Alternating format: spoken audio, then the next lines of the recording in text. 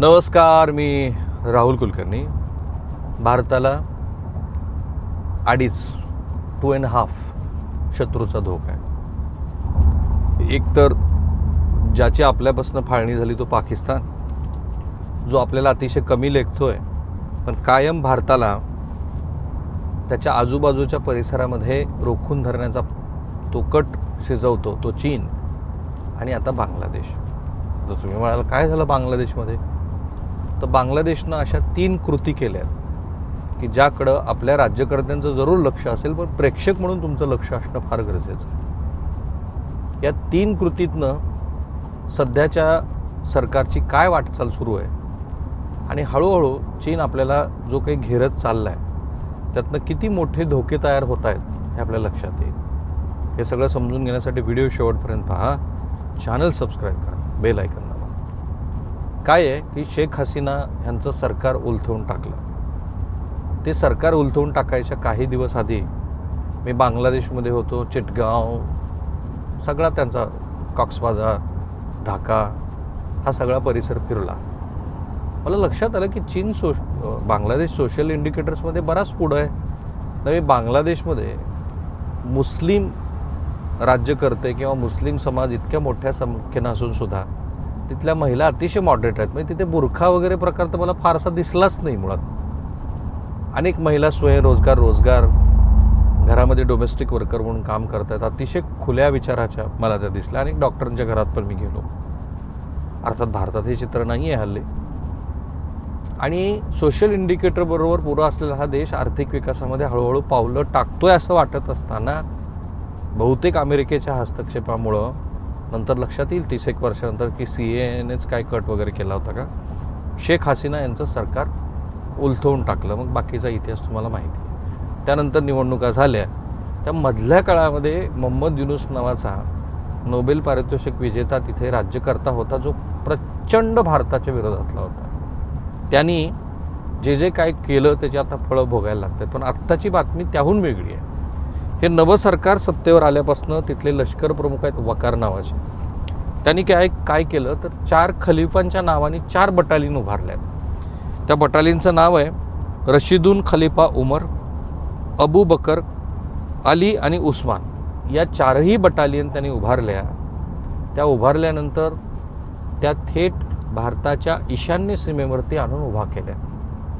काय संदेश आहे की ह्या लष्कराचं तालिबानीकरण सुरू आहे? कारण तिथे बांगलादेशमध्ये आत्ता ज्या निवडणुका झाल्या त्या कट्टरवादी एका राजकीय पक्षाच्या विरोधात, म्हणजे विद्यार्थी संघटनेचे लोक पण त्या कट्टरवादी संघटनेमध्ये गेले होते. त्यांच्या विरोधात या आत्ताच्या विद्यमान सरकारनं लढली आणि त्यांना हिंदूंनी पण पाठिंबा दिला होता. त्या जोरावरती आत्ताच्या सरकारचा तिथे विजय झाला. पण त्यानंतर असं दिसतं आहे की साधारण संकेत काय असतात की अमेरिका, त्याचा नवीन राष्ट्राध्यक्ष हा मिडल ईस्टमध्ये गेला. तो पहिल्यांदा इस्रायलच्या भेटीवरती जातो. मिडल ईस्टमध्ये आपला मित्र कोण आहे हा संदेश द्यायचा असतो.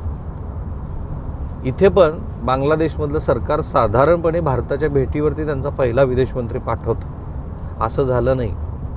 बांगलादेशच्या नव्या सरकारचा विदेश मंत्री पहिल्यांदा चीनला गेला आणि आत्ताचे त्यांचे पंतप्रधान जे मॉडरेट आहेत तेही चीनला गेले. आणि त्यांनी जो मोंगला बंदर आणि त्याच्या आजूबाजूचा परिसर विकसित करण्याचा करार भारतासोबत केला होता आणि जो मोहम्मद युनूस सरकारनं रद्द केला, तो पूर्ण करार चीनबरोबर नव्याने करार करत ते बंदर, मोंगला बंदर, आणि त्याबरोबरच त्या बंदराच्या आसपास 110 किलोमीटरचा पूर्ण परिसर विकसित करण्याचा करार चीनबरोबर केला.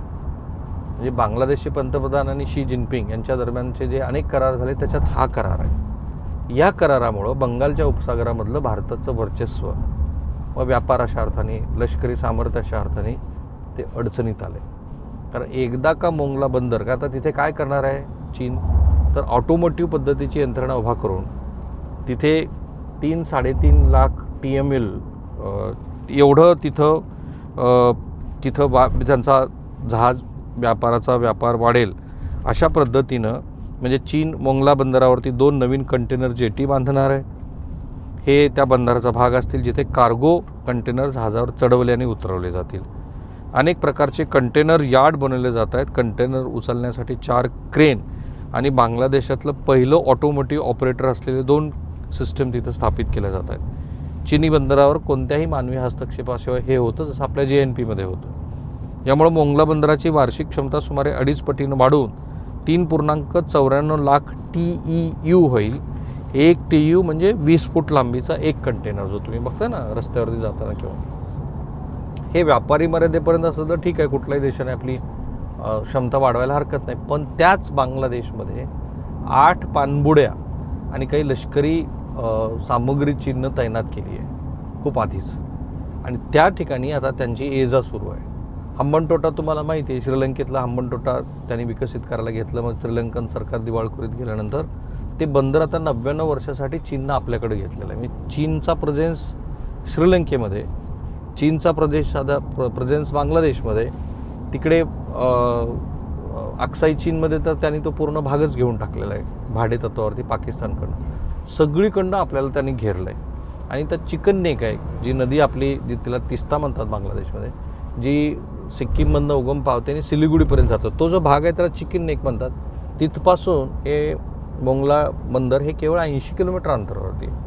तर तुम्ही लक्षात घ्या की बांगलादेशच्या पंतप्रधानांनी हा जो करार आता 3 दिवसाच्या त्यांच्या चीन दौऱ्यात केला आहे, त्या करारामुळं आता चीनचं तिथं अस्तित्व मोठ्या प्रमाणामध्ये वाढलं आहे. आपल्यासाठी प्रचंड धोकादायक आहे, कारण यामुळं भारताचा तो राजनैतिक पराभव मानला जातो आहे. कारण काय होतं की शेख हसीना आणि BNP यांच्या दरम्यानचं पारंपरिक राजकीय शत्रुत्व होतं. त्या शत्रुत्वामुळं 20-25 वर्ष शेख हसीनाने BNPला निवडणूक लढूच दिली नाही. त्यानंतर जे काही सरकार उलटलं आणि नव्या सरकारच्या निवडणुका झाल्या आणि त्यात ते नवीन पंतप्रधान आले. तिथपासून आता असं दिसतं आहे की हळूहळू त्यांचा कल हा भारतापेक्षा चीनकडे आहे. आणि त्यांनी अधिकृतपणे म्हटलं आहे की आम्हाला कुण्या एका राष्ट्राच्या वर्चस्वाखाली राहायचं नाही, हे वाक्य आहे त्या पंतप्रधानाचं. आणि म्हणून मोंगला बंदरापासून जी भारतीय भूमी केवळ 80 किलोमीटर अंतरावरती आहे, ते बंदर आता ते विकसित करतायत. जे बांगलादेशचं दुसरं सर्वात मोठं बंदर आहे, जे बागेरहाट जिल्ह्यातल्या खुलना शहराच्या दक्षिणेला 48 किलोमीटर अंतरावरती आहे. बंगालच्या उपसागरात 131 किलोमीटरच्या आत, भारताच्या सागरी सीमेपासून फक्त 130 किलोमीटर अंतरावरती आहे. भारतीय भूमीपासून फक्त 80 किलोमीटर अंतरावरती आहे आणि कोलकात्यापासून फक्त 118 किलोमीटर अंतरावरती आहे. सो तुम्ही कल्पना करा की एकाच वेळेला भारताच्या विरोधात चीनची ही आघाडी कशी आहे. या नव्या बंदरात 47 जहाजं सामावून घेता येतील. 2024मध्ये या बंदरानं 14.5 दशलक्ष टन मालाची हाताळणी केलेली आहे. आणि आता तिथे भारताच्या व्यापारी आणि लष्करी सामर्थ्याला अडचण होईल अशा पद्धतीचं चीनचं सगळं वर्तन आपल्याला दिसतं आहे. अर्थात नेकलेस ऑफ डायमंडमधल्या अंतर्गत 4 कामामुळं भारत त्यांना शह देण्याचा प्रयत्न करतोच आहे. आपण अंदमान निकोबारमध्ये काही कामं सुरू केलेली आहेत. त्याचं राजनैतिक जे काही आरोप प्रत्यारोप आहेत ते तुम्ही बघतच आहात. पण त्याच्याबरोबरच आपण त्यांना हा जो बंगालच्या उपसागरामध्ये नवीन धोका तयार होतो आहे, त्याला तोंड देण्यासाठी सिद्ध होण्याची गरज आहे. कारण आत्तापर्यंत बंगालच्या उपसागरामध्ये भारताचं वर्चस्व होतं म्हणतो आहे मी.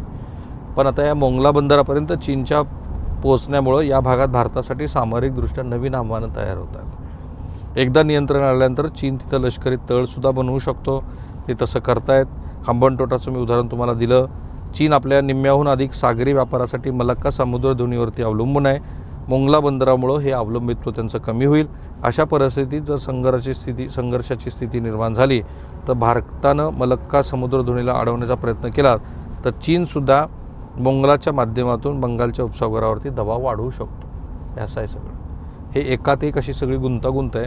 म्हणून मी म्हटलं की ह्या सगळ्या घडामोडीकडे फार बारकाईनं पाहणं गरजेचं आहे. जे काही घडतं आहे ते देशांतर्गत पण घडतं आहे. बघा, म्यानमारच्या सीमेवरून आज मणिपूरमध्ये जो काही संघर्ष सुरू आहे तो फक्त एथनिक नाही आहे. तिथं नागा, कुकी आणि मैती असा संघर्ष नाही आहे. तोही मी संघर्ष फार जवळून बघितला.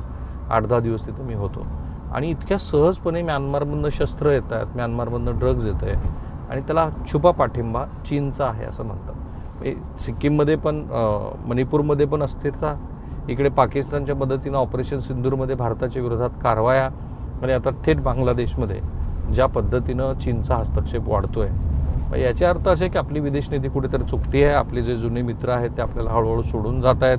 कदाचित चीनचा इन्फ्लुएन्स, कारण त्यांची आर्थिक ताकद आपल्यापेक्षा खूप जास्त आहे, हे वास्तव मान्य करूया.